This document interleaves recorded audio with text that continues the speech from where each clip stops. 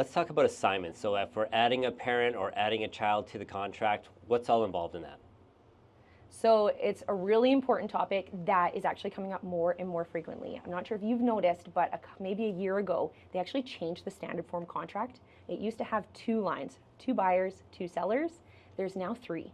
And that just goes to show how common it is for a parent or even a child to be going on title for financing purposes. So where we see that come up is a child is buying their first home, or maybe they're buying with their spouse and they still just need that extra boost to get them approved by the mortgage. We really need to pay attention to that because we need names to match on absolutely everything. So when we look at the contract, we need to know who the parties are who are buying. And if that doesn't sync up exactly with what comes in on the mortgage instructions, we need to start addressing things. We also see this coming up where people aren't getting the proper advice. Mom and dad are offering to go on as a co-signer.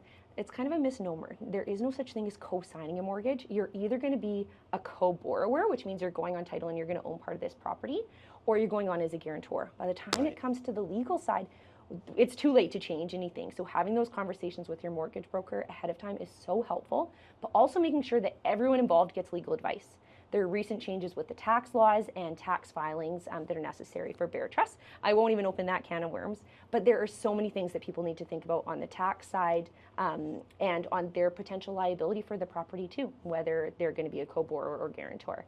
So getting that advice up front is so important to make sure everything goes smoothly. And the other important thing to keep in mind is that they do need to appear in front of the lawyer, whether it's me or we can have them set up with another lawyer if they do live out of town.